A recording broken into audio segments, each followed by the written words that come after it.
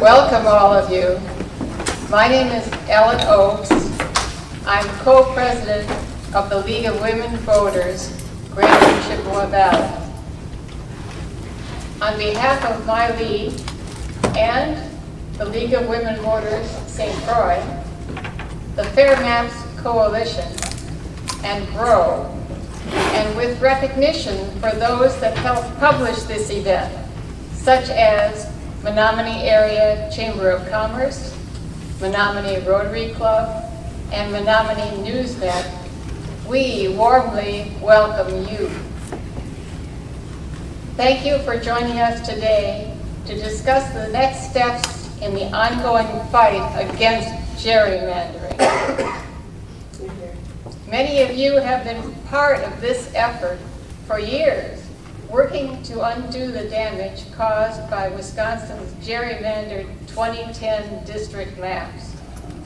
After a long, hard struggle, today we have fairer maps that more accurately reflect the political will of Wisconsin voters. But this victory is not permanent. Recent events in Texas show how fragile progress can be. In a rare and alarming mid-decade redistricting move, Texas legislators redrew their 38 congressional districts, openly stating their intention to eliminate 5 Democratic seats and hand them to Republicans. This brazenly partisan power grab is a stark reminder that gerrymandering remains a serious threat to representative democracy, no matter which party is responsible. You and I believe in a better way. Our goal here is to establish a fair, transparent, and independent redistricting process in Wisconsin, protecting the right to vote, promoting accountability, and ensuring that our communities, not political agendas, shape the decisions that affect our lives. The League of Women Voters puts it best, and I quote, "Redistricting is a cornerstone of representative democracy. When done equitably and responsibly, it ensures that every person's voice carries equal weight. When done improperly, it silences voices, magnifies inequities, and undermines the very foundation of representative democracy that ensures a government responsible and accountable to the people." Today, we introduce a draft proposal for legislation to create an independent redistricting commission. This reflects careful thought and collaboration between the League of Women Voters, the Fair Maps Coalition, and many committed advocates.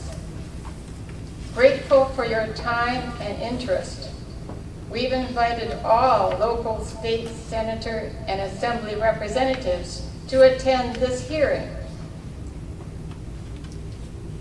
We are hoping to be joined today by Senator Jeff Smith, who represents Senate District 31.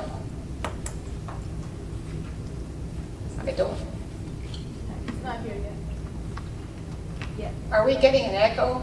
We are. We need to mute the map. You could have told me sooner. It's okay. It's not too bad. Where do I do that?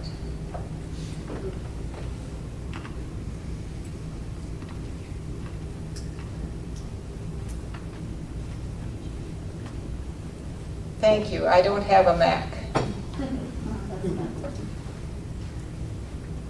First, Don Leakey from the newly formed Western Wisconsin Fair Maps Coalition will provide a brief overview of our collective work and past efforts to challenge gerrymandering. And after Don, Cheryl Morantu, Yuseli Flores, and Nicole Gabriel, joining us from Milwaukee and Madison, will walk us through the details of the proposed legislation. Finally, Ann Leakey of the WWFMC will share practical actions we can all take to support this initiative. Thank you again for being here and for standing with us in the fight for fair representation. And I give the mic to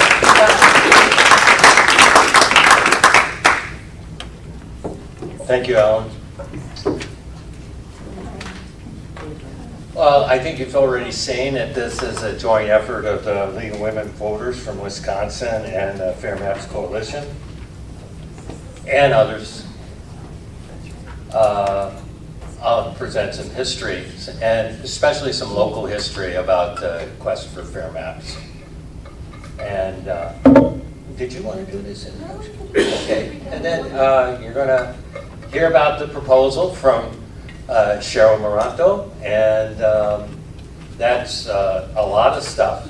And then Ann's going to follow up with next steps. So the permanent solution is succinctly expressed by the League of Women Voters Wisconsin in this statement. There's more to the League's position on apportionment and redistricting. You can find it on their website. It's a little bit too long. Get an independent redistricting commission. And this is how it started a long time ago. Been working on, Fair Maps Coalition has been working on this really since 2017, but there's that first meeting in 2013. You're not alone. These are the coalition partners. And I'd like to especially point out Common Cause, Law Forward, League of Women Voters, the top three on the right there, those logos. Democracy Campaign, Wisconsin Democracy Campaign, North Shore, Grassroots, and locally Grow. Those are under the other coalition partners. But we're not in this alone. We're responsible, our team, many of you here are on that team, for the Northwest Wisconsin region.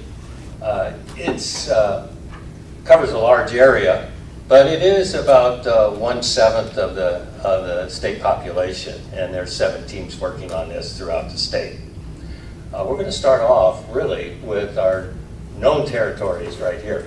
Pierce County, St. Croix County, you don't see that labeled there on the graph, and Dunn County. But we're going to expand up to Polk County, Barron County to the north, and to the east, Chippewa and Eau Claire, and down south, all the way to Buffalo County and that little Pepin County just above it. There is a plan. And many of you have seen this plan already. Phase 1 is in progress. Phase 2 is scheduled for this fall. Phase 3 is an aspirational goal. Today is your opportunity to give feedback on a proposed independent redistricting plan.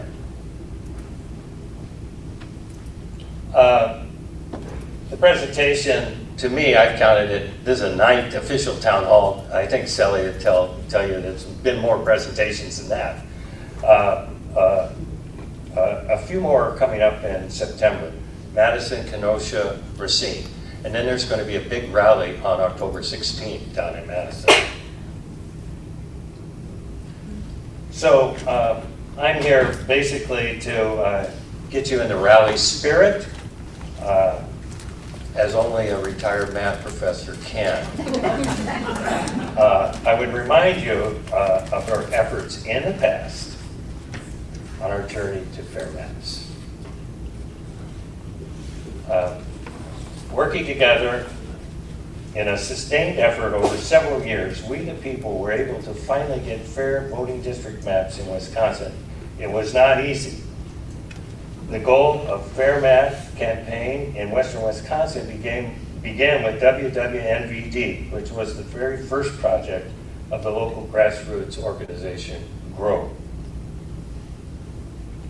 we went to voters where they were in western Wisconsin, like bars, during Mappy hours. This is the Hop and Barrel, unfortunately no longer in existence in Hudson. That's Bob Moline and Dave. You could recognize yourself in that picture. Where is Dave? Yeah, there he is. There might be some others on the back. 2 minutes? Wow. We did a lot of things. We helped pass referendums until they were prohibited in 2023. See all the deep purple in western Wisconsin. We went to Madison to testify against the legislature's rigged maps. We filed briefs in the Johnson case to show that the lease change maps submitted by the legislature were not what they promised. And when we found out one of the impediments to fair maps was the Wisconsin Supreme Court, we educated the public and prevailed. Page 2. We weren't satisfied with half measures like AB 415, which proposed a weak Iowa-type commission. We kept track of the history so it would not be forgotten in 2030.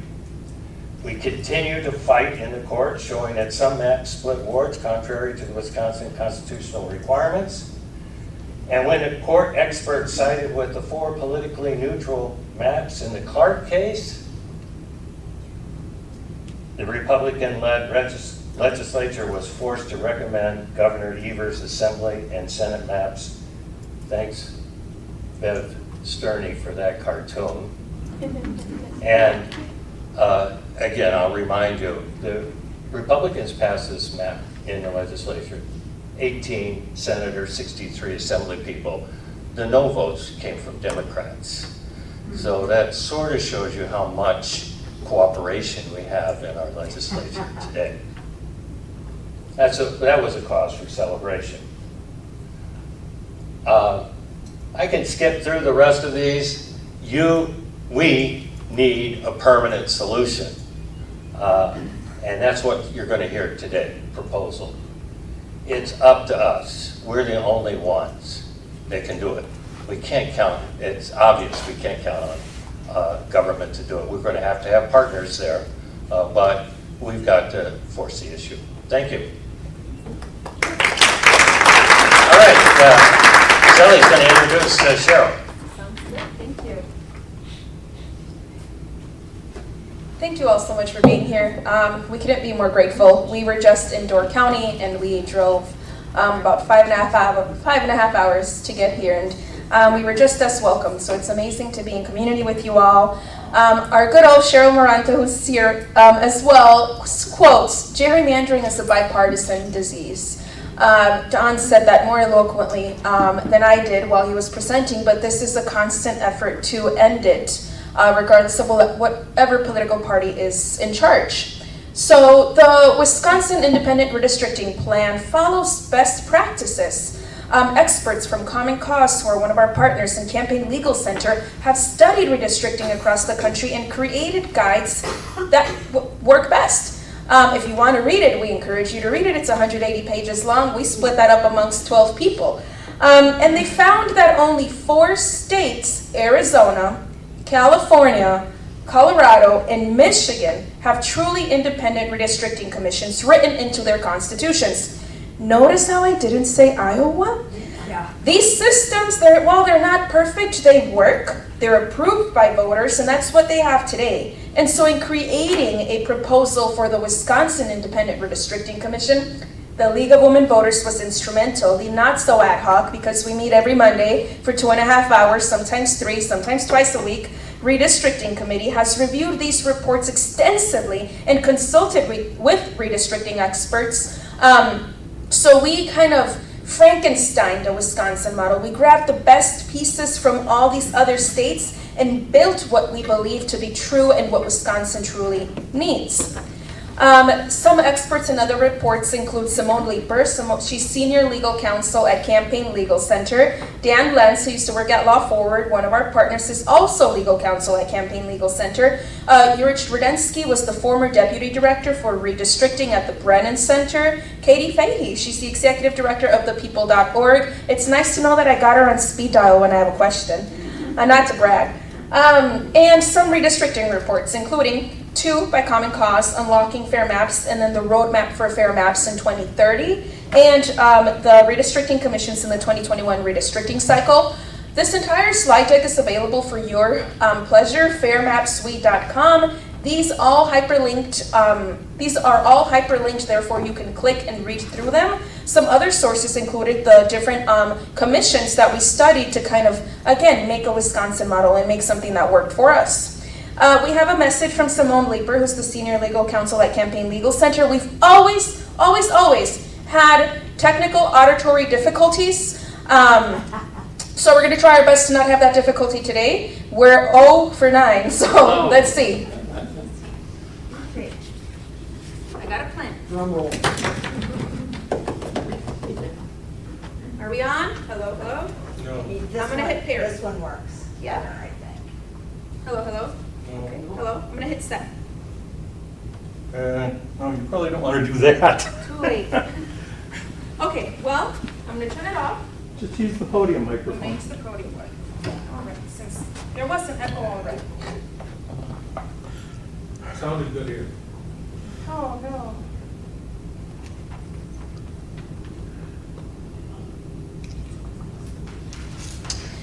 See, 0 for 10 now.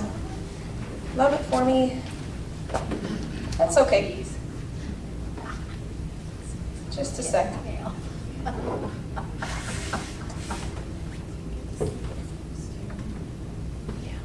We skipped it the first day. Yesterday, everybody had to turn their hearing aids up. So it's not the first time that we have an issue with this.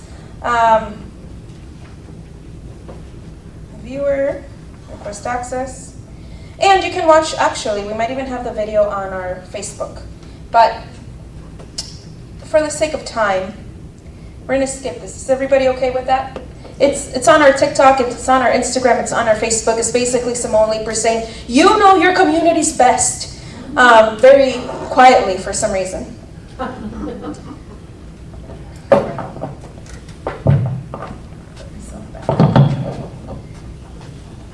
So just so we can get a better visual, these are the 2006 to the 2022 election results. This is the percentage of statewide vote by party. The graph above will show us that voters since 2010 have been fairly evenly split between Democrats and Republicans. But can we all attest that although this is how voters vote, is that the reality for us? No, because statewide races, well, as shown below, have fairly been evenly split between the 2 major parties, and a much more accurate reflection of how purple Wisconsin really is.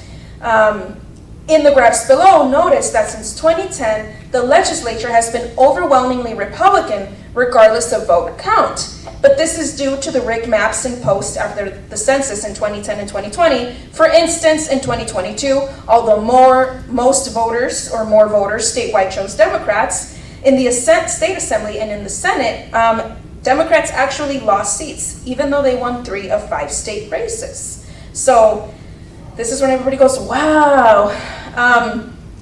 Do you have any questions for this history? Can you put that back up? Yeah. Okay, so you're saying that last bar Yes. is Democrats versus Republicans, and it's worse than it was in any prior years.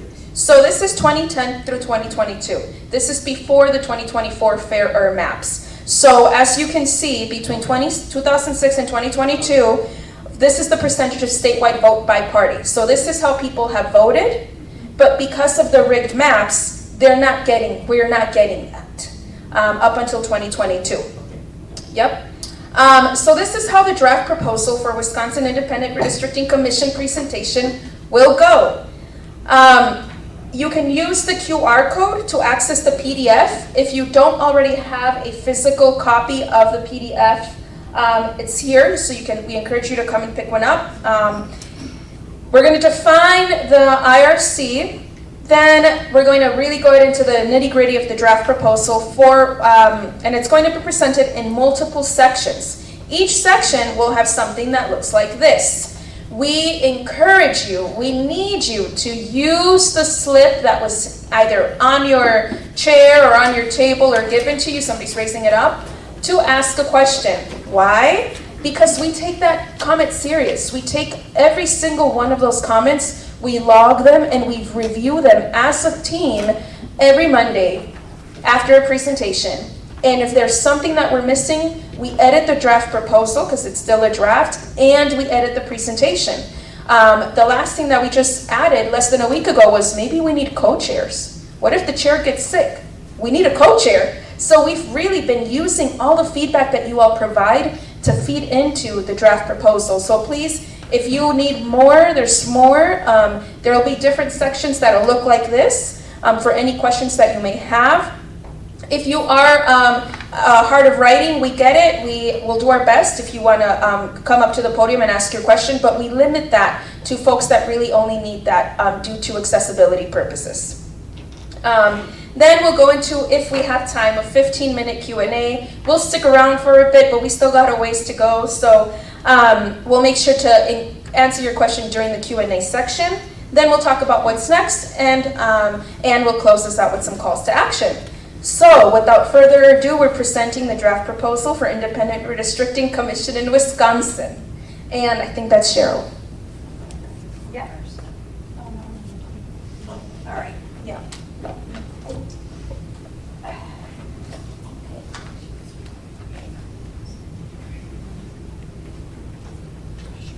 Good evening, everyone. Thanks for coming. So, what is an Independent Redistricting Commission, or IRC?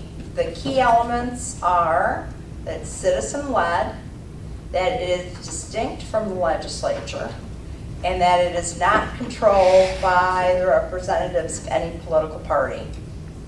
And of course, its purpose is to draw state legislative and congressional maps after every 10-year census. Unfortunately, because our Constitution still vests power in the legislature to approve the maps that are drawn and proposed by the Commission still have to be approved by the legislature in this first stage of our journey to truly independent redistricting. Once we get the legislation passed, then we will go for a constitutional amendment so that it can be truly independent. But as you may know, that needs to be approved by the legislature in 2 consecutive sessions and then put on the ballot for citizens to vote on. So it's a much longer process. The clock is ticking toward 2030. So we wanted to at least get a legislative solution on the books prior to 2030. So as a result of that, whatever maps the Commission draws and proposes does have to go to the legislature for enactment. And of course, the maps have to conform to a variety of criteria that we will mention shortly. But one of the key things is that no map can provide a disproportionate advantage to either party. So, you might wonder, how are we going to get the commissioners? We will start by having a massive advertising campaign. The Department of Administration is going to run the process for us, since this is kind of what they do. We'll spread the word on what the IRC is, why it's important for citizens to be involved, and how to apply. We'll put the application online, and we'll also mail the application to 10,000 lucky randomly selected Wisconsin voters. You can see the list of questions that we will be asking folks. They do need to be a registered voter, so we would like their voter ID. We need their demographic information, race, gender, age, etc., because we really want a truly representative commission of the entire state. It also needs to be geographically representative, so the county that they live in, what their party affiliation is. And so we want the two major parties to both have equal numbers of affiliated members, as well as people who either consider themselves independent or are affiliated with one of the third parties. We want to know their volunteer work experience, education, 2 references, and we want them to write just a very short essay about why do they want to do this and what skills can they bring to the table, which could be anything from analytical skills with respect to data, being embedded in their community, being able to be fair, whatever they choose to put on there. And of course, they have to promise that they are available and willing to work hard if they are selected. People who don't meet any of these requirements, one or more of these requirements, or do not completely fill out the application are simply eliminated from the pool. And the pool has to be selected by September 1st of the year that the census data comes out. So as I mentioned, they need to be a registered voter in Wisconsin. There are a number of things they cannot be. They can't either be a candidate or an elected official at any level. They can't be a political party leader, work for a politician, be a lobbyist or work for a lobbyist, be a top-level government appointee or a judge, be on any kind of government board. There is also a political contribution cap of $2,000 per year in each of the last 5 years. And if they're also a close family member of someone with any of these disqualifying characteristics, they're also disqualified. They also, once they are selected to be on the commission, if they decide to run for office, that would disqualify them and they would have to come off. And they must swear that they're telling the truth on the application, say if they belong to a major or a minor party or none, and promise to act fairly in the interests of representing the people of Wisconsin. We do have a challenge that a lot of these other states with commissions don't have, in that we do not have political party registration when people vote. So, I mean, we might do things like look at their social media to see, but once we're down to a small group. But largely, they have to swear that they are telling the truth in their application. All right, so of all the people, hopefully the thousands of people who apply, 240 will initially be selected. It will be done at random, but it will also be what they call weighted and stratified, so that we try to get some representation. We don't want all women or all men. We don't want them all from Milwaukee, etc. The group has to reflect the diversity of the state and will include 80 each from the 2 major parties and 80 unaffiliated / independent / minor party voters.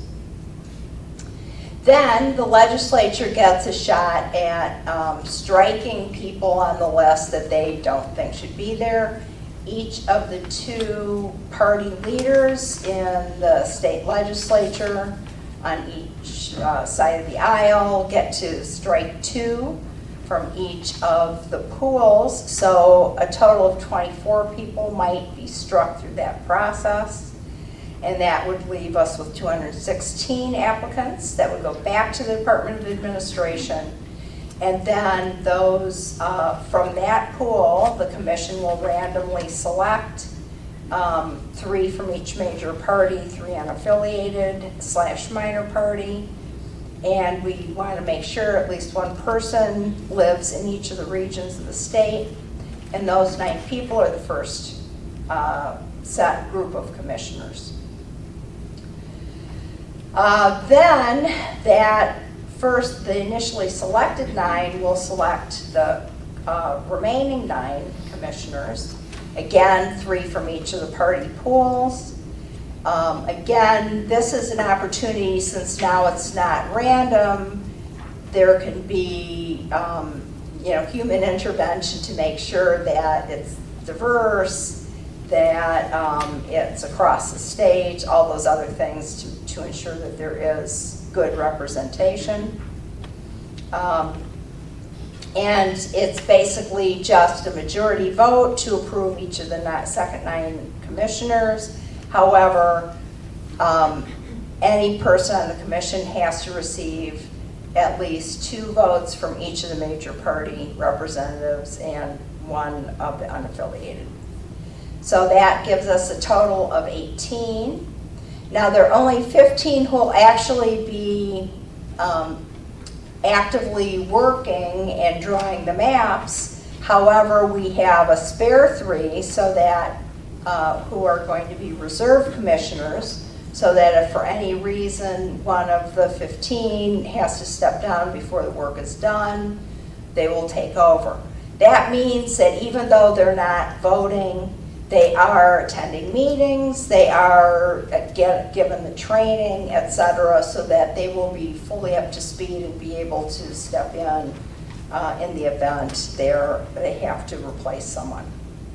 And we want 15 because we wanted an odd number, because we do not want there to be any ties. The commissioners technically serve until the next census occurs.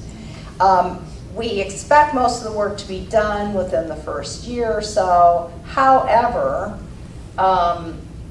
if the maps are challenged and go to court and there has to be a redraw, we don't want to have to go through this process of selecting a whole other group of commissioners and training them, etc. So they have to be kind of on call to come back into service should they be needed. They will be given job protections because during the time of the main work, they'll be traveling around the state, they will be attending meetings, and so they need to be given flexibility by their employer. And of course, their term will end if they pass away, if they resign in writing, or if they fail to meet any of the requirements that would have kicked them off initially, if they didn't, as well as basically if they just aren't doing the job, neglect of duty, misconduct, or otherwise unable to do their work. We did need a process for removal, and so one way is any of the commissioners can request that another commissioner be removed if they are seen to be problematic. To move forward, 2/3 of the commissioners have to agree that they will at least consider the proposition of removing this person. That commissioner then has 10 days to respond in writing to the charges of why they should be removed. Then the IRC will meet to discuss, and it would take a 2/3 vote to remove a commissioner, including at least 1 from each of the 3 party pools. And if someone leaves, of course, a reserve commissioner will then fill the spot.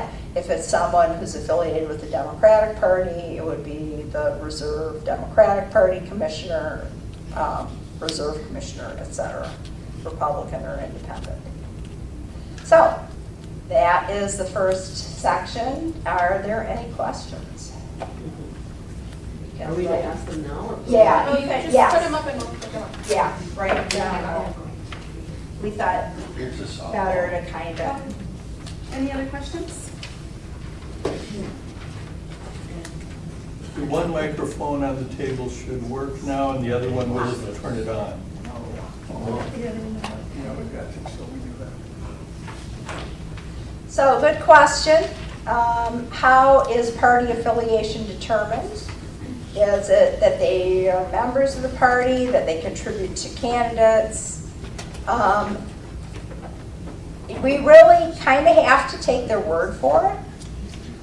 Whether they are members of the party or not, if they identify as a Democrat or a Republican and they so say, that's what they are. And if they're likewise if they're independent. So there's no other criterion other than them saying kind of what their affiliation is. So it's not by contributions to candidates? No.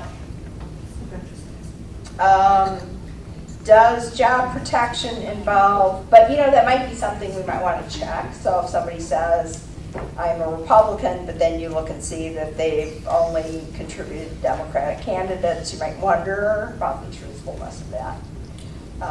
So that's something to consider. The other question is, does job protection involve paid leave, or do they need to self-finance? They will be paid, and we'll get into that later. So, and they will be paid enough so that, it's not only retired people or wealthy people who can self-finance who would be able to serve.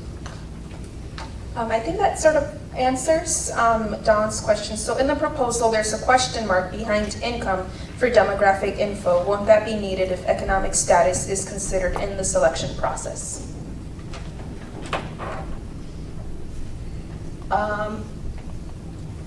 Do you want me to ask it again? Yes, I was reading another question. Oh, there's another question, sorry. Yeah. Do you want to get that one? Okay.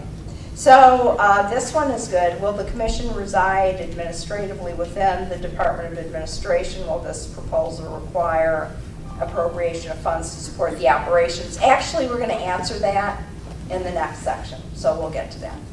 Okay, and then now in the proposal, there is a question mark behind the income for demographic info. Won't that be needed if economic status is considered in the selection process? Yes, so typically, like if anybody has ever had to fill out an application for a credit card or an application for a loan or an application for something, they'll always ask you, what's your income between, $0 to $10,000, $10,000 to $40,000, $40,000 to $60,000. Part of the selection process for an IRC that we're trying to do weighted stratification includes people from all economic backgrounds. And so we will have to ask a question of, well, how much do you make? And even if they make $1 million to $10 million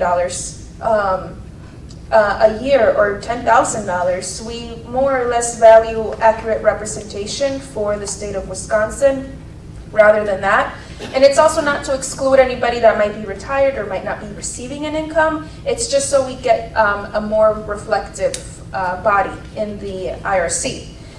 The next question is, what if you need 2 reserves from a party? Well, thankfully, we sent out 10,000 applications, and we have a pool of over 240 applications to select from if and when that might happen or will happen. If multiple people decide to step down as well during the 10-year process that they, vowed, and we'll get into that as well, but we have a process for that as well, some safeguards around there. Any other questions while we were talking that you had a little moment? We encourage you to grab more. If you want to grab another one, I have some more slips as well up here.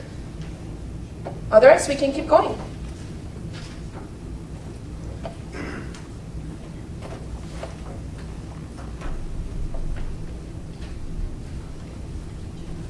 And if you think of any other questions for the previous section, don't hesitate to ask them during the next question portion. Okay, so hi everyone again. My name is Nicole. I am the new-ish grassroots organizer for the Wisconsin Fair Maps Coalition. We actually just celebrated my first 90 days on September 1st. And I am going to be presenting on the role of the Department of Administration within the IRC, which again stands for Independent Redistricting Commission. And instead of just saying Department of Administration over and over again, I'm going to go with DOA instead. It's much less of a mouthful. So I just want to kick off this section first by explaining what exactly the Department of Administration, or DOA, is because that was a question we received during our last community hearing in Door County. And for those of you that aren't already aware, the DOA is basically the administrative backbone of our state government here.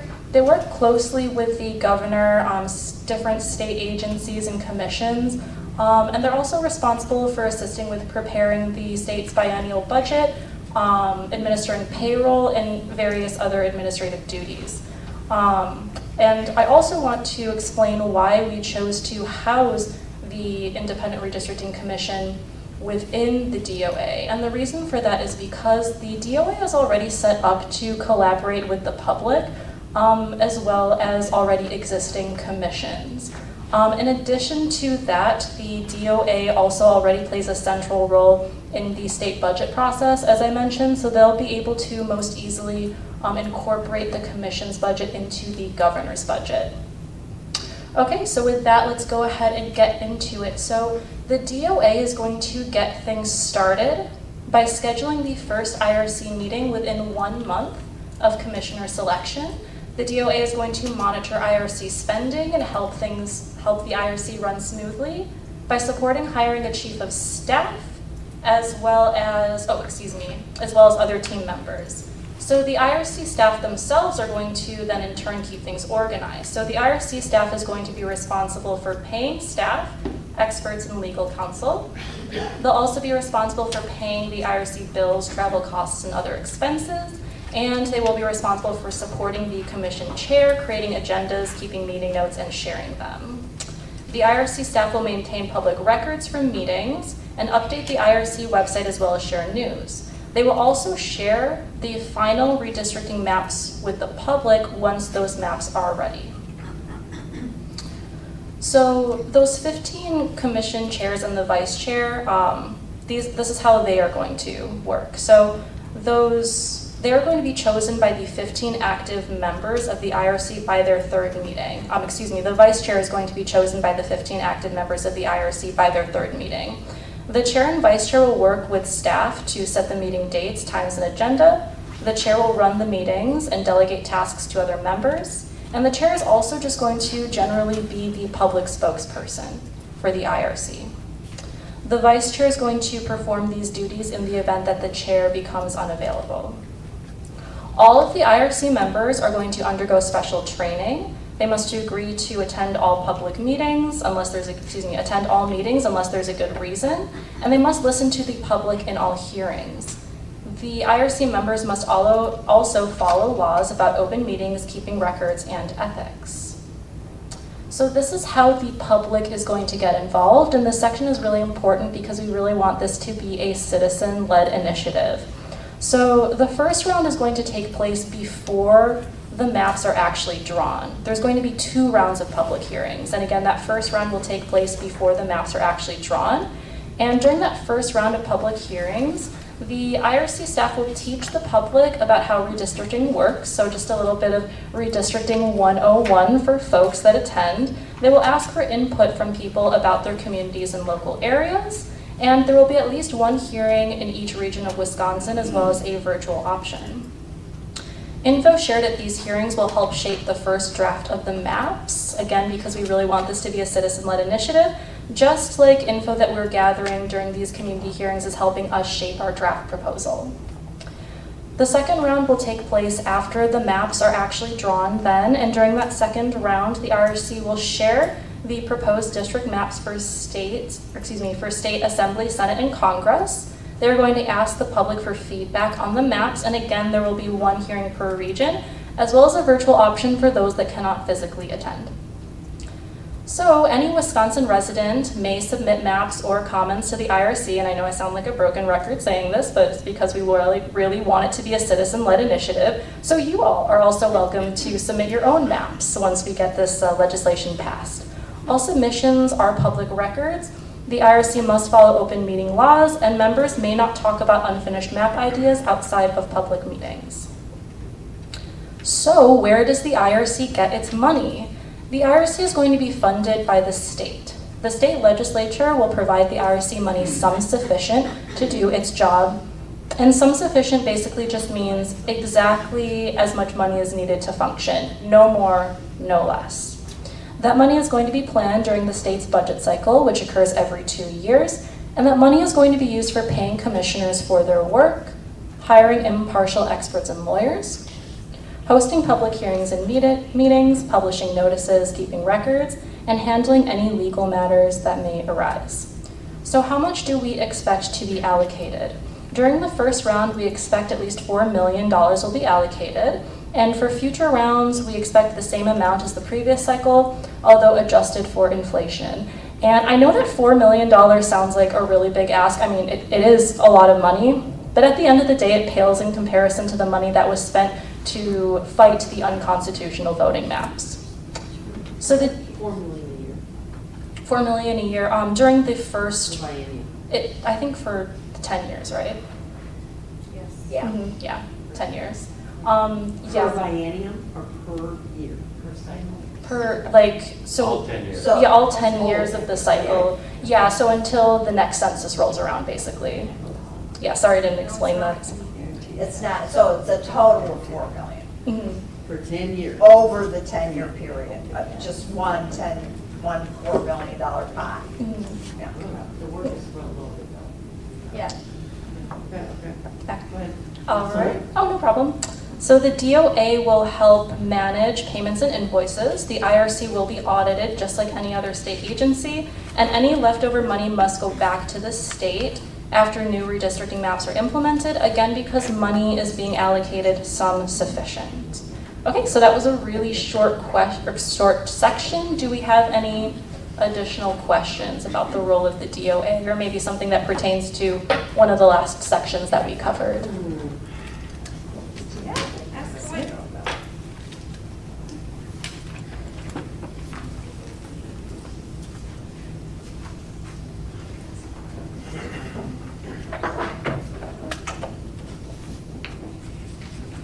Will you also take questions from the floor? At the end. Okay. Anybody else? I have one here. You answer all. Yeah.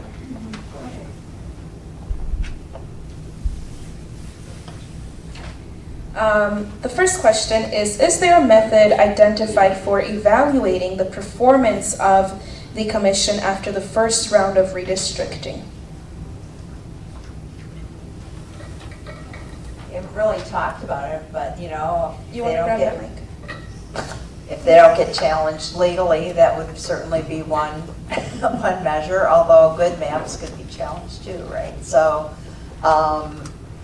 you know, we'll get into the mapping criteria in a while. There are a lot of accepted measures for all of the qualities that we would look for in what we would consider a fair map. So that's kind of crunching the numbers. It's pretty objective information.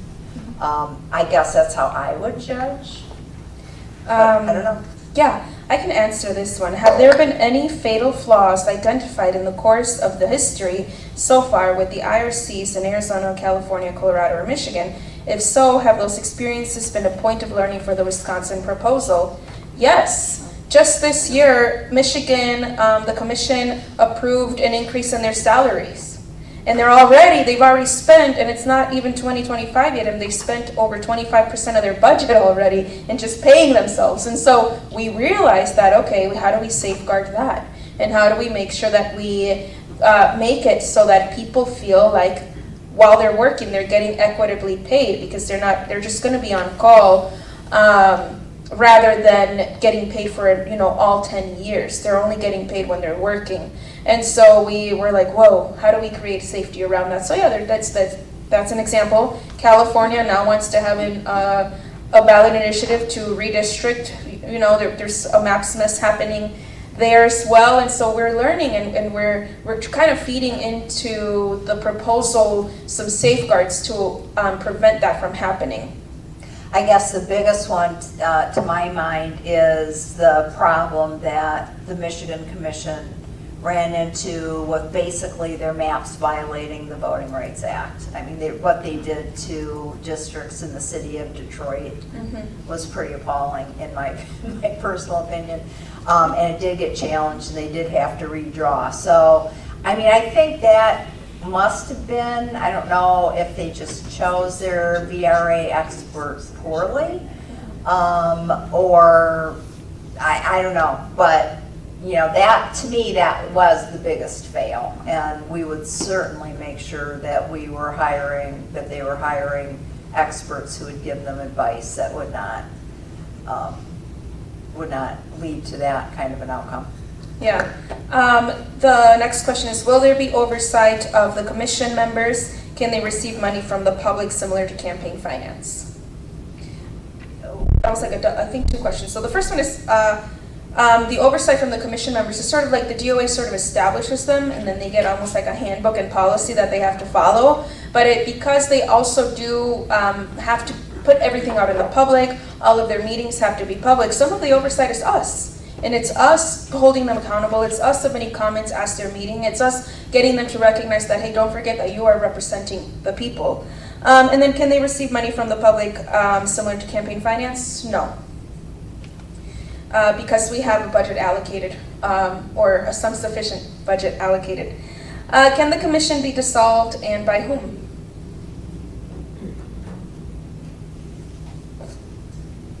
We haven't considered that because we don't want the commission dissolved. Yeah, although the first plan is to, pass a law, and then a constitutional amendment. Even within those processes, like, they can decide to not fund a commission. We're just hoping on folks valuing democracy enough to have a process that is truly fair and independent. Is the IRC selected? This one I didn't understand. So is the IRC selected, parentheses, is the IRC staff question mark? If no, who is the staff? I asked that one. A couple of slides ago talked about the staff doing stuff, and I don't know, is that independent of the selected commissioners, or are the commissioners that are selected, those 15, are they the staff that you're representing? No. So it'll be Staff works at DOA, right? The commission will hire its own staff. I mean, there's going to be a lot of work that needs to be done that they'll need support, whether it's clerical or communications or legal or whatever. And so there will be hired staff that they will hire to help them with their work. This question is, why can't non-residents submit maps? Quality maps come from everywhere. Anyone can submit a map. Any single, and it's similar to the map submission portal that we had over the last set of years. Anybody can submit a map as long as it follows the requirements of we'll get into that, but as it follows map drawing criteria. It's just that non-residents or non-voters can't be on the commission, but anybody from any part of the world can submit a map. And we're going to talk about that, but our strength is technology. So we're going to, if there's 100,000 maps that get submitted, do you want to answer that? If there's 100,000 maps that get submitted, then they're going to go through the same weighted stratification process to make sure that they safeguard all of voting rights, constitutional rights, et cetera, et cetera. Actually, the proposal does say that only Wisconsin residents can submit maps. But I'm a non-resident. So I underread it as like within my lived experience as a non-citizen. But I Wisconsin resident. I agree that others should submit, so we will be having that discussion with our committee when we go back. Thank you. Thanks. Would funding of the IRC be subject to be able to not be funding driving individual budget cycles? Example, the Appropriations Committee would not fund it in certain years. Can you repeat? I have to. Would funding of the IRC be subject to be able to not be funded during individual budget cycles? Example, the Appropriations Committee would not fund it in certain years. So we will allocate the $4 million for the extents of 10 years, and then again, look at Wisconsin's GDP and reevaluate if it needs an increase every 10 years. So it won't be after like every biannual budget. Yeah, I mean, it'll be, if the law passes, I don't think the legislature can refuse to fund something that the law says they have to fund, but certainly seen creativity. Yeah, so I guess we'll cross that bridge when we come to it, but, you know, it'll be in the law and hopefully it would. Except you have to you have to spend the budget during a certain amount of time of that biennium. I'm public school funding, Yeah. we're messed up, Yeah. so I just keep looking at this through that lens. Yeah, so the appropriation, the remainder of the 4 million would have to be reappropriated in the next biennium, et cetera, Yeah. I think. I So love the- the sum sufficient. Some sufficient. We don't even have that. Yeah, the goal is to have at least, you know, $4 million, but it does have to be reappropriated. And yes, that does add a point of weakness because they can decide, we don't need to fund it this year because it's 2037 and there's not a census until 2039. Like, they can say that. And then that's when we need, us as a community to call them out on that and say, hey, we don't want to have a process where we can't get our commissioners to come to work. And I mean, that's the cost of having a state constitution that says it's the legislature that draws the maps, right? Or at least that approves the maps. So we have to work through the legislature. We just don't, it is dicey, but we don't have a choice, really. Is this section me, Nicole? Sure. This is the IRC decision-making process. I can do it, or you can do it.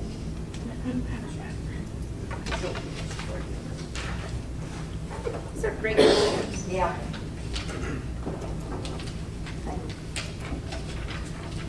All right, so the decision-making process. Most decisions will be a simple majority, 8 of the 15, but any of the big or important decisions need supermajorities, 10 of the 15, with again at least one from each of the party affiliation groups. That would be for things like removal of a commissioner, hiring or firing experts and consultants, and also obviously for approving the maps. So for the final redistricting plan, again, you need the 10 of the 15, and now we need at least 2 from each of the party affiliated groups or unaffiliated to vote to approve.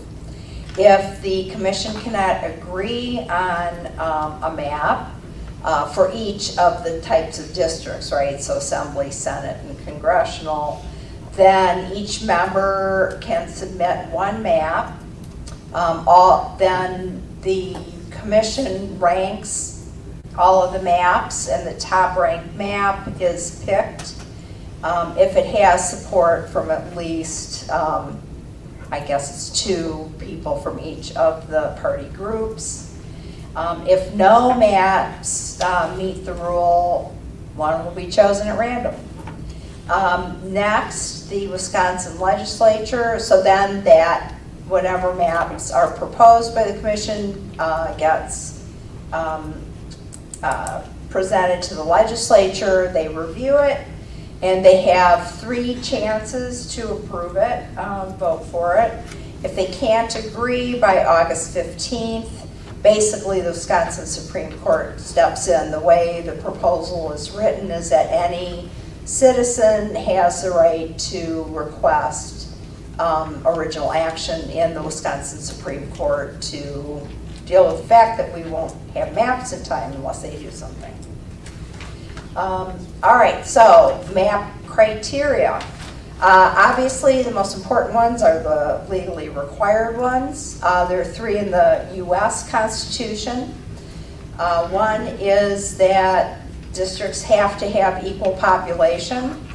Because of a Supreme Court case, ridiculously in my opinion, congressional districts have to be within 1 person of each other, which is absurd because number 1, the census isn't exact, and number 2, people have moved by the time you pick a map, but whatever, that's the law. So equal population. Fortunately for the state legislative maps, there is more flex. Has to comply with the Voting Rights Act, at least until the U.S. Supreme Court decides we don't need one anymore. And the has to comply with the Equal Protection Clause. The Voting Rights Act basically says that if it's feasible to draw a district that is majority minority, that it should be done in order to allow that underrepresented population to have a voice and in the selection of their representatives. The Equal Protection Clause is a more general, you can't discriminate on the basis of race or gender or whatever. And then, of course, it has to comply with the state constitution. Things like every Senate district must have 3 assembly districts nested within it. Contiguity, which is how the last maps got overturned, is that each district has to be comprised of touching, there can't be any discontinuities in the geography of each district. Compactness, you know, we don't want snakes or gerrymanders or whatever. And there are measures to assess this. One of them essentially estimates how close to a circle a map, a district is. So again, it's pretty easy to assess compactness. As compact as practicable, because, you know, obviously with all these different criteria, there has to be give and take across them. They also, to the extent possible, have to be bounded by county, town, and ward lines, and they have to have equal population as well. Then, once we have maps that comply with legal requirements, we can look at other things that are also incredibly important. One of them is communities of interest. I'll bet a lot of you probably submitted a community of interest map the last time around. I helped probably about 50 people draw a community of interest map. And this is it's not too hard to define. It's actually very difficult to operationalize, but basic idea is people who live in the same geographic area and who have shared concerns, especially concerns that are affected by public policy. So things like schools, things like economic industries, areas, regions, also culture, etc. Keeping these groups together helps to ensure that their voices will be heard. You know, chopping, and even just, I mean, part of this is taken care of by saying you want to try to keep towns and cities and counties together to the extent that you can, right? Because, you know, if you share a tax base, there are lots of things that just those units of government do. But of course, community of interest goes beyond that. Best example in Wisconsin are the native populations in the northern part of the state, where you would want to do what you could to keep them together. Political subdivisions, again, cities, counties, and towns should be kept whole to the extent possible. Obviously, if you're talking about Milwaukee or Madison or, you know, large population counties or cities, it's impossible to keep them all in one district because they're just too big. So you probably start with the smaller ones, keep them together, and then try to minimize the number of times the bigger ones are split. And political fairness. And, you know, we've heard a lot from a lot of folks that this is a really super important thing. You know, we debated whether to even allow the use of political data in drawing the map, because kind of once you have that, you kind of open the door to possibly getting some partisan shenanigans going on there. But you really need political data in order to make sure that the maps that you create don't give a disproportionate advantage to any one party. And again, there are widely accepted measures that can assess that. And then maps will be used, should be checked with those fairness scores and preference will be given to the maps that have the greatest partisan fairness, once the other criteria are met. And that's that. Questions?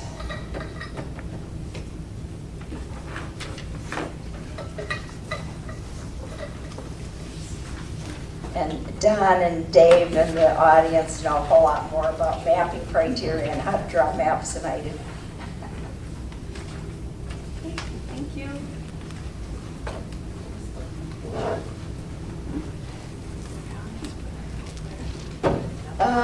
Decision of the legislature by August 15th of which year? The year that the data are available. Yeah. Right, census data are available. Can the Wisconsin IRC draw congressional maps with equal representation in each district? Yes, and that's their charge. Excuse me, federal congressional maps? Yeah, congressional maps. We don't have that now. Yeah. No. Well, they're not fair now because they weren't part of the. Yeah, that's why I'm asking. It's going to be a change. Yeah. Yeah, they will draw all three sets of maps. Let's see, in 2010, the map drawing process was very secretive, no kidding. Even, yeah, well, I won't go there. What is built into the process to make sure it will be transparent to the public. So all commission meetings are public. The assessment of the maps. So basically, I mean, the shenanigans that went on in 2010, I don't think could happen because you have 15 members who've been charged with drawing fair maps, and basically what happened in 2010 was they kept redrawing and redrawing to maximize the advantage of one party. So that wouldn't happen. All maps will be submitted to a portal. Everyone has access to all of the maps, and certainly the ones that are proposed. And actually, this is kind of a technical detail, but I think what would make sense is to require every map maker and the commission to submit all their maps to one of the free redistricting apps called Dave's Redistricting. And basically, that app gives you all the measures for all of the criteria. So there are measures for how compact it is, how many splits of counties and cities there are, you know, how does it score in partisan fairness. So in addition to, I think it's really important for citizens to simply look at the map and see what it does to their own district, because they know their local geography better than anybody else. And so that's actually, I think, the biggest value add from citizen input. But you will be able, anybody would be able to go in and look at those measures and be able to assess. So it's less a matter of how the maps are drawn than it would be, you will see the results of the maps, and only the best maps would be considered, one would assume. So I hope that answers the question. We have two. Do you have more? One more. Do 1/3 registered voters self-identify as independent or third party? I think it's at least a third, right? A third. Yeah.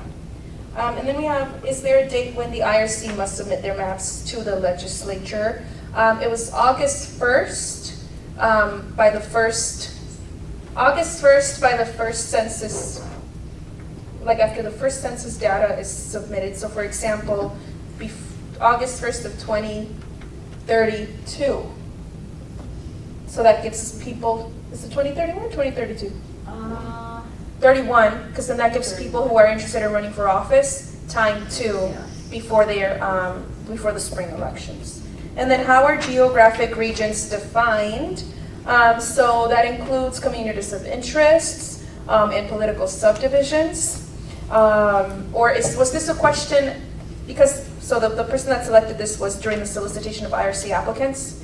Or is how are geographic regions defined when selecting the maps? Is it how our IRC, Guessing the commissioners? Yes. Yeah. the first one? Yeah. Geographic regions are, it's, We haven't decided for sure. We don't want to use congressional districts because right now we have really lousy congressional districts. So we're going to figure out a way to divide up the state regionally in a way that makes sense, but we haven't done that kind of detail. You use the term geographic, and that doesn't mean political or, that Correct. has to do with land forms. Correct, that's a separate criterion. Yeah, I Yeah, think so how are you there defining that? was- So for the second question. Somewhere in there, it says that you have to have commissioners from each of the geographic regions. Right. And we haven't defined we haven't defined those regions yet. We just know the easy thing would be to say congressional districts, but we don't want to do that because of the nature of our current congressional districts. So that's just something that we'll have to map out later. But, the other thing to keep in mind is this is a proposal that will go to the legislature, and the legislature is going to change it anyway, right? So. yeah. We're nearing the end, folks. I know the Packers are playing, so we want to get you all in by halftime. So it's time for action. So this is just our timeline for action. Again, if you have other questions in regards to any part in the draft, please feel free to ask them towards the end. But this is our timeline. We're currently in the summer/fall during the magenta phase of hosting community hearings. We've got 24 lined up. And that should take us well into October. Our goal is to, between fall and winter, finalize the proposal so we can seek bipartisan support among state legislators. And between winter and spring, push for a passage of an IRC legislation by the legislative body. Throughout the process, we mentioned at the beginning of this presentation that we do our best to invite and to encourage constituents to invite their state's senators, representatives. And we gotta also just ask you to reach out to your congressperson, legislative person, everybody. Hey, I attended this amazing hearing. Here is where you can read this proposal, fairmapswi.com. And we want to encourage you to reach out to your own state legislative official and just send them a nice note. You'll be surprised, some of them do write back. And then we do expect legal challenges, obviously, throughout this entire process, which is access to the ballot, redistricting, and voting rules will shift and change, so we're trying to get ahead of that. And then the constitutional amendment process is after the passage of an IRC legislation, and the way that it works in Wisconsin, because we don't have a ballot initiative process, is that it has to first pass a joint resolution in 2 consecutive sessions. We can't stress that enough. The stronghold here is that the governor's signature is not required. And then after those 2 consecutive sessions, can we then put a constitutional amendment on the election as a ballot referendum to create a permanent independent redistricting commission in Wisconsin? And then voters will decide if the amendment passes and becomes part of the Wisconsin Constitution. Some resources here. The FAQ I think is really helpful, and then now that we had more questions, we incorporate more of your questions onto this. It's ever-changing, so it's not really evergreen. Therefore, I can't stress the fairmapswi.com website enough, because you might see your question answered there, and we do get back to you. So if we were like, oh, hey, we didn't get back to them, or we didn't answer this question, we make sure to reply all and make sure you get your question answered. We encourage everybody, again, to look at the Campaign Legal Center's report, and as well as Common Causes Unlocking Fair Maps and the Roadmaps for Fair Maps in 2030. We can't go away without honoring late State Senate Majority Leader Tim Cullen. He was a lifelong advocate and instrumental body for nonpartisan redistricting in Wisconsin, and his book answers the question of how gerrymandering happens, how it wound its way up into partisan politics, and how, if ever, there could be an end to that here in Wisconsin. All profits benefit the Janesville Multicultural Teachers Scholarship, and we were in Janesville, as well as Beloit Similar Scholarship Program, Grow Your Own. We were also in Beloit. And then we have a new Fair Maps brochure. We encourage you to take a stack, take 10, take 20 if you have a book club. If you're in another important social justice-led initiative, please share the brochure with folks. The QR codes are live, and that is where we update the most recent draft. Catch us on tour. So we get a little break, but then we're back in action. September 25th, we'll be in Madison at the Black Business Hub. We are inviting every single senator and every single legislator to the Madison event. And then we'll be in Milwaukee on the 26th at Turner Hall, and then La Crosse, and then Winnebago, and then we plan to sprinkle some more events throughout. And then we'll want to really invite you to a rally at the Capitol. So now's your chance to pull out your calendars or your phones to save the date. The rally at the Capitol will be October 16th at 12 p.m. facing State Street. You can register online at bit.ly/capital M APS, capital C Community, capital H Hearings. And I'll leave it now to Ann. So thank you all so much for the opportunity, and we have some time, so we'll get to really get in the weeds of it towards the end of the presentation. So thank you. Thank you. That was easy. And I would say, make sure to ask your legislators to go to that hearing in Madison. They'll be in town. There's no reason for them not to do it. So they should get pummeled by their constituents saying you really need to go to the Give us the hearing. date again and the time. September October 20, 16th. No. Oh, sorry. September 25th.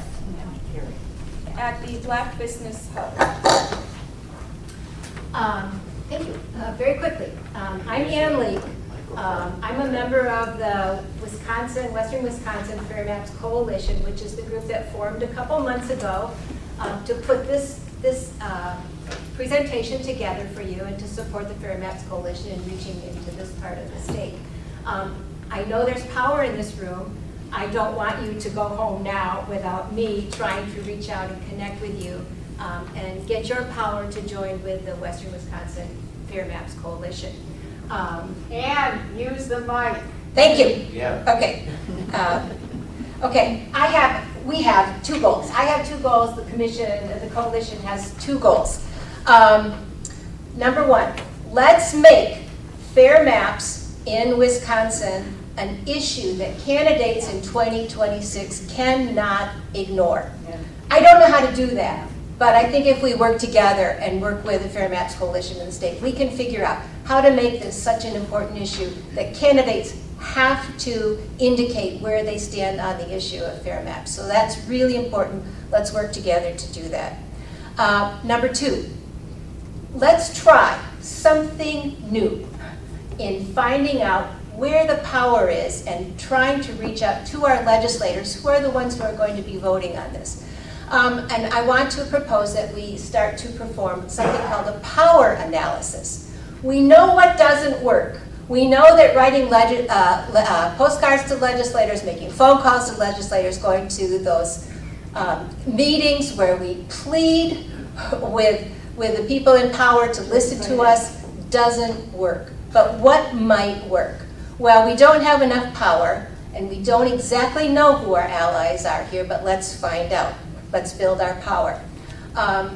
And this is, the idea is looking at power in a different way. So the traditional view of power is there's the person on the top that has all the power. And in order to get what we want, we either have to change who's on top with that power or convince that person to listen to us, and that doesn't happen. So another way to look at this is that we look at where the pillars of support are in that power. So if you put in the triangle, the upside triangle, for example, a legislator, our local legislators, if you think of that legislator in that triangle, who supports that legislator? Where does that legislator get his or her power? And how do you do that? By a process called power mapping. So you identify people that have influence on that legislator, that important person, that decision maker.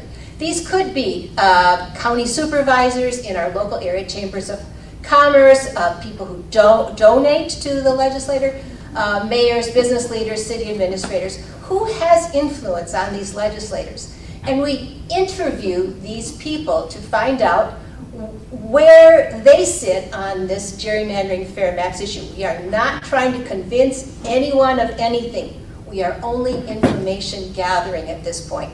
After we interview these people, we place them on this power mapping,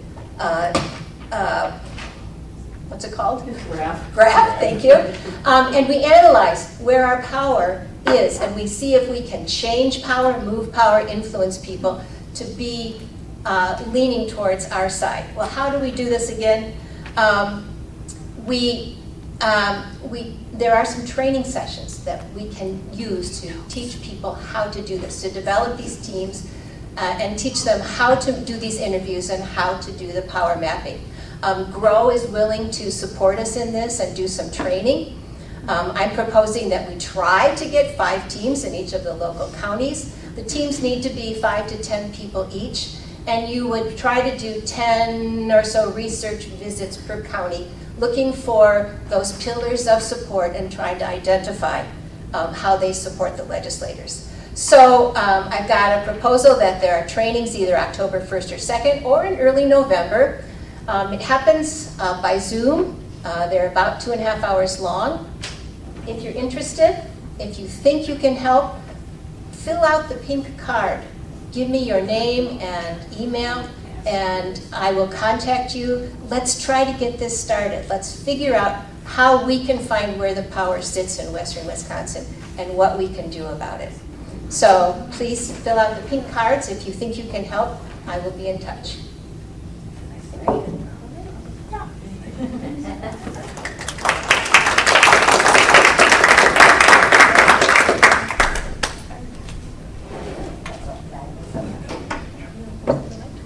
Are you doing Q&A? Yeah. So now that we're wrapped up, we want to open up the floor for any questions or comments that maybe we didn't address or that you had a question for us. I can repeat that. Okay. Could you talk a little bit about the 3 of you and how you got to where you are right now? What was the decision-making process that puts you in the position that you're in right now? Okay. This is always a beautiful question because it's like, so how did you get here? Is one of my favorite questions. So thank you so much for asking that. I think my story goes back to 8th grade. I don't know if you all ever went on an 8th grade trip to like New York or DC or like fundraise to go somewhere fancy. And so when I was in 8th grade, my mom and I sold empanadas in different laundromats to fundraise so I could go to Washington, DC with my 8th grade class. And out of the hundreds of middle schools that applied to go into the White House, my school was selected. And I was the interpreter of my family. I was the one that filled out all important documents as an 8th grader, being 13 or 12 years old. And I remember running home with the slip to fill out for my passport info and my visa info, and I dug up the documents where we kept our safest things, which was under our bed, and I just went under my parents' bed and filled out that information, and I went off to DC with my class. And so we get to the White House and we go towards sort of like TSA, towards like the security clearance, and all my friends are just walking on by, and you get green light, green light, green light, and you get to me and it's a red light. And so Miss Sheila Yarrington, my 8th grade middle school teacher, grabbed me by the hand and walked me to the bus, and there I waited with the bus driver for 4 hours while my entire class, including my school teachers, were inside the White House. So I had 4 hours to feel things that I've never had to feel before, and words that I never had, even in Spanish or in English. And I knew that I never wanted anybody else to feel the way that I felt in that moment. And this was before phones, so it's not like I could call my mom and say, why, what's going on? If my passport says it doesn't expire till 2015, like what is the issue here? And I found out I was undocumented. And so I knew that I didn't want this to happen to anybody else. I didn't want anybody else to feel hopeless. That same teacher that walked me to the school bus in 2009, before, once I graduated or completed 8th grade, said, don't forget that in 2010 you have to fill out the census. And so I lived in a house with 26 different relatives, 11 young kids and the rest were adults, 3 bathrooms, about 10 to 11 bedrooms if you count a living room, and a lot of cots. And a census taker came to our house, and I was, again, in 9th grade, and my mom called my dad and said, Yuseli is telling me to open the door to this official that has a U.S. emblem on their briefcase. And my dad said, if Yuseli is telling you to open the door. So I filled out the census for 26 relatives, and then I went off to college, and I went off to find other youth groups and groups that were open about coming out of the closet as an undocumented individual. It wasn't until a political science class where I got the answer wrong on a test, which was when does redistricting happen? I got it wrong because we didn't talk about it enough in poli-sci. And I realized that I secured at least $200,000 in federal funding by making sure all my relatives filled out the census in just that little block. And it's very telling because if you go to 15th and Cleveland and you go to Pulaski Park, it's such a beautiful park now in the last 10 years than it was when I would go there.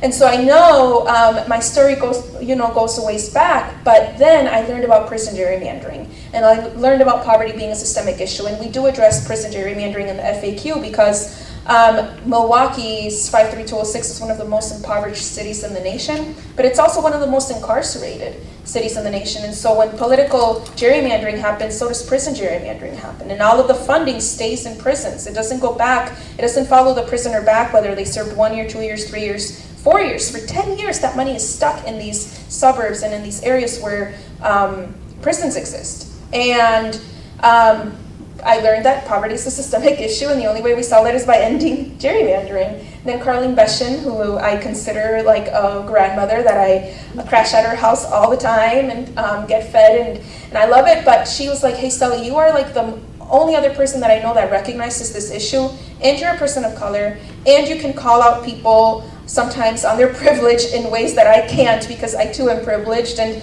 there's clearly, folks are missing here, right? There's folks that are not here because they're too busy working 3 jobs, trying to put food on their table. There are black and brown people that are constantly missing, but this is why we're doing this work. We're doing it for all of us in Wisconsin, not just the few. So that's how I got into this work. You're exactly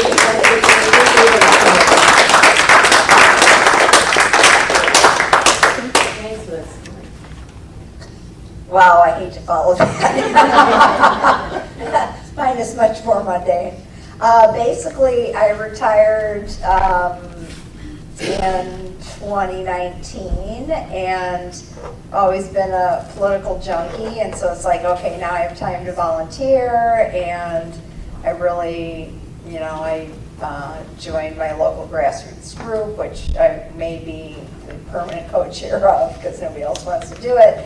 But anyway, at one point we're like, okay, I decided I needed to pick one issue that I was willing to really dig deep in. And of course, 2020 was a census year, and with redistricting coming up, and I didn't know a lot about it, but I knew how critical it was. And so I chose redistricting and just learned an incredible amount in a couple of years. Hooked up with Don Leak and Dave Ferdracci and a bunch of other people, and went into the rabbit hole, learned a whole lot, and I just think it is foundational to democracy. And one of the things we need to do is not just get an independent redistricting commission in Wisconsin, but there needs to be a national law, since the Supreme Court decided not to do its job. So we got lots of work to do. Okay, my story is also maybe a little bit more mundane, but I'm also the daughter of immigrants. Both of my parents came here from countries with former dictators. My mom grew up under martial law in the Philippines, and my dad left Iraq, escaped Iraq on asylum under Saddam Hussein's reign. And so my whole life I heard both of my parents constantly singing the praises of America, and just so happy they were to live in a country that is a true democracy, and where you can vote, and there are elections, and they're real elections, and you can vote, and your vote actually counts. And so imagine my surprise when I learned that, on the local level, that our votes are actually being trashed, and in broad daylight too. It's not, flying under the radar, it's blatant. And so, that's the reason I'm here, is because I want to defend that democracy that my parents were so proud of and that I am also proud of.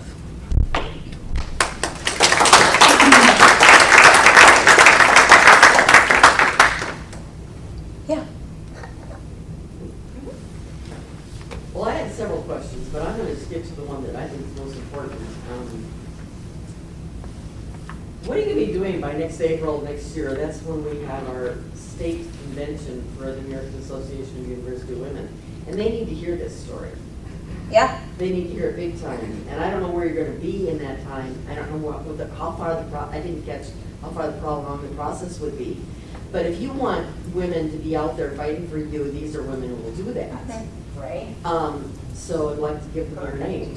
Please, yeah, we are going to be in smaller chapters within the AAUW, and we are formatting this presentation to only be an hour long. And we do have an executive summary, which is 3 pages long, so we'd love to be there. We have presented in the past with the AAUW as well, when we were still talking to people about what cracking and packing was. Like now we're this far ahead, thanks to Texas and thanks to California, because now everybody knows what gerrymandering is. And so it's like now's their chance to finally push through. So all press is good press.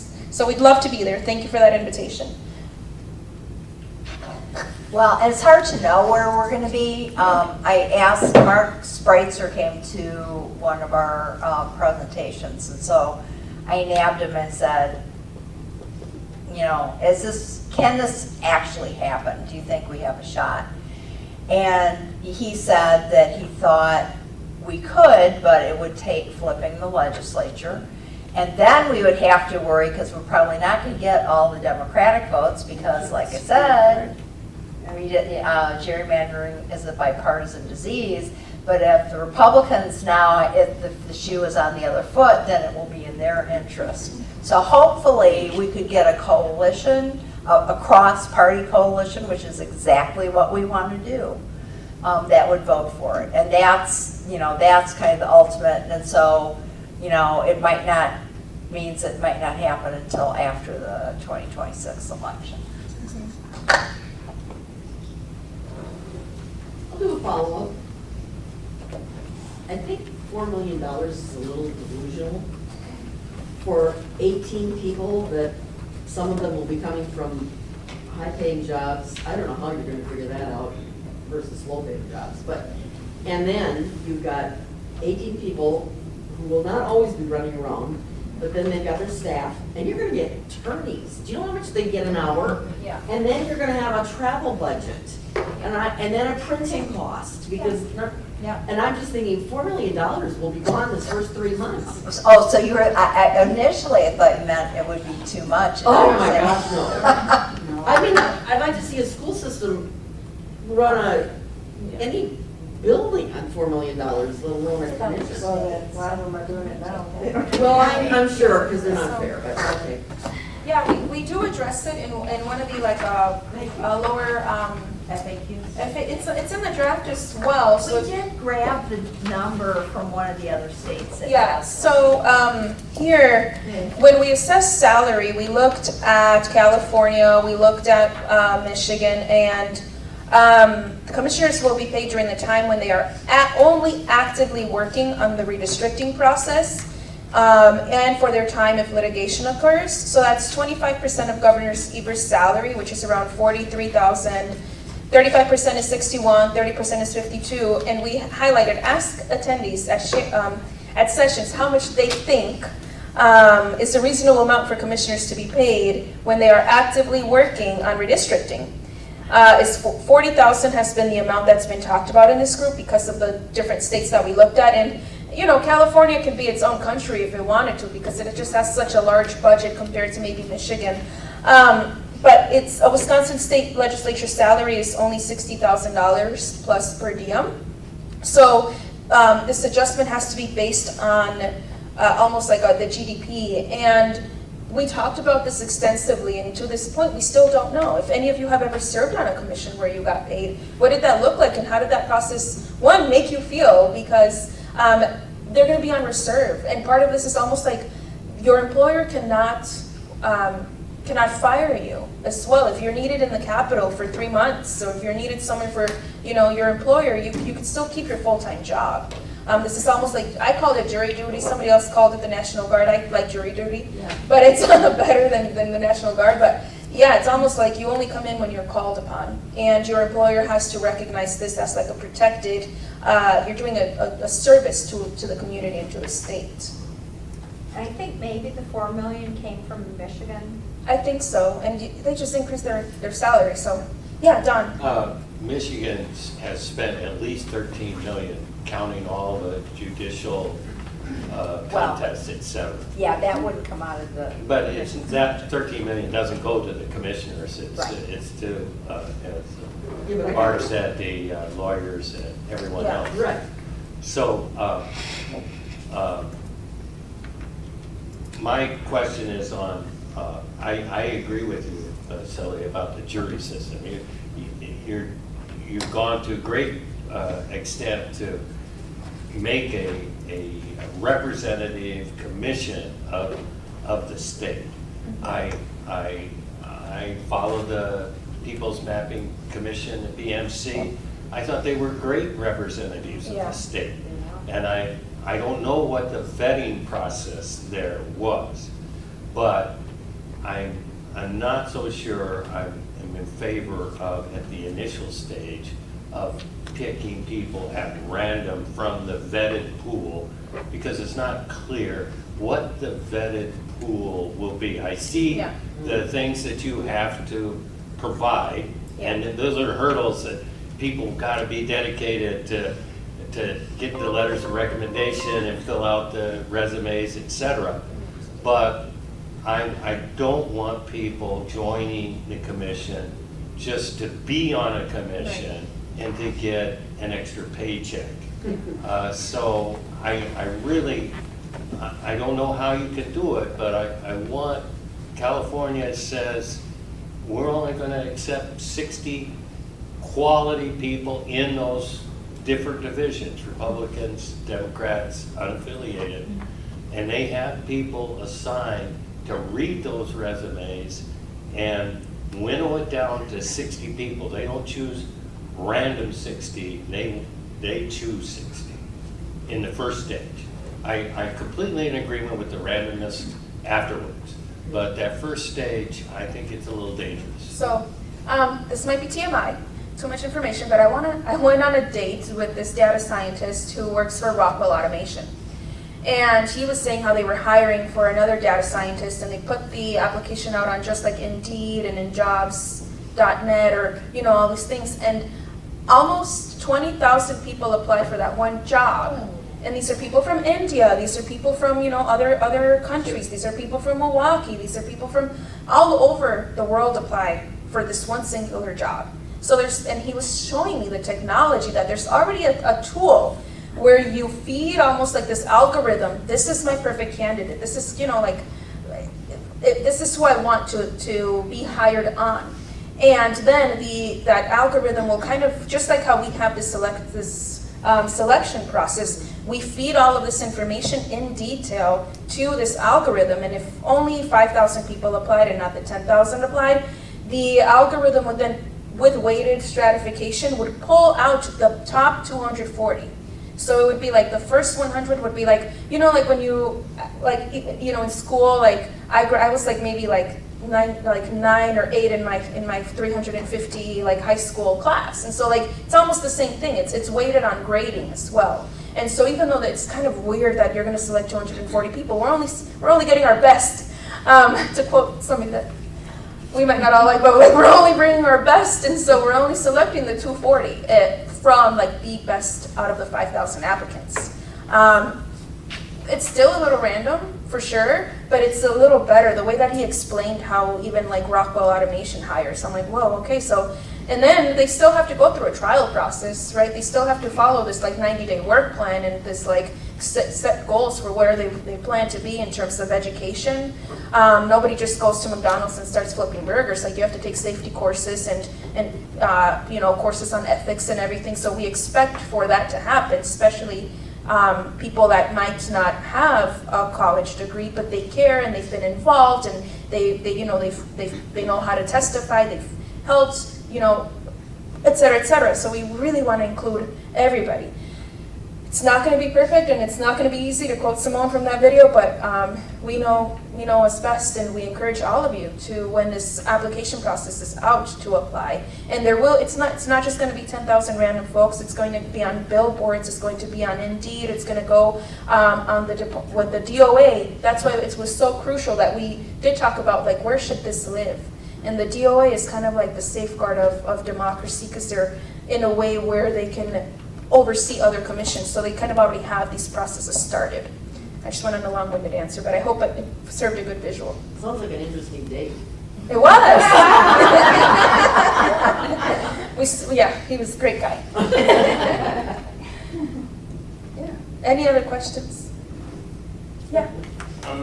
Question, John and I spoke with 2 or 3 league members who were working on the committee, on your working committee a few months ago. And one of the things that came up in that conversation, because somebody knew it was a sort of a pet concern about mine, has to do with the involvement of local government in the process. Up until, I don't know if it was 2 budgets ago, but it was part of the aftermath of the last redistricting cycle. Prior to that time, local clerks and county clerks set wards. Yeah. State wasn't, and they handed the wards to the state, and the state had to work with them. That's the way the law was written. Yeah. And it worked for decades. I think that's in our proposal. We have to overturn. Oh, There's that's right. something we have to change overturn. the law. Right, because they actually went and then, back in 2010, the legislature, that was just sort of part of their random mischief to get the serious gerrymandering done, because they did something then where they passed something short of the law, Yeah. but they basically, they gerrymandered the maps. Then they sent them back to the counties and said, here, you fix your ward lines to Yeah. make this work.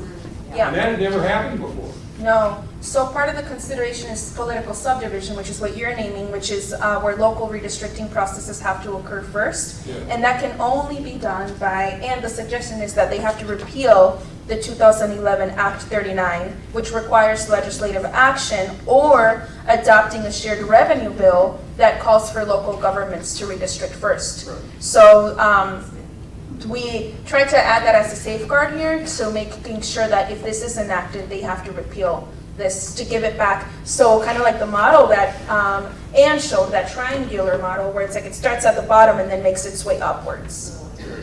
Yeah. I was involved in this, not deeply, but enough to learn about that. And then I got picked to be on the county board because the person got elected and didn't want to do it. And it was my ward, and okay, fine. But I learned that was during the census. So I'm sitting there, community of interest, blah, blah, blah, blah, blah. And I'm sitting there raising my hand, and we've got 27 people on the county board in Eau Claire. They just split them according to numbers. Yeah. I mean, we have streets that are cut in half, Yeah. and they're not together, and they never even entertained it. And then I thought, well, do I really know what I'm talking about? But, so that should be talked about as well, right? Yeah, so it's adding, and we were just in Janesville where we learned that an apartment complex is split down the middle. So when elected officials are running for office, they're literally just knocking doors parallel to one another. So it has to be repealed. Okay. Yeah, I do recommend, and it is hyperlinked, so if, again, you read it at thefairmapsuite.com/draft proposal. Page 14, now 15, because we added a couple other pages. It's a clickable hyperlink, so you can definitely read it up. Yeah, thanks.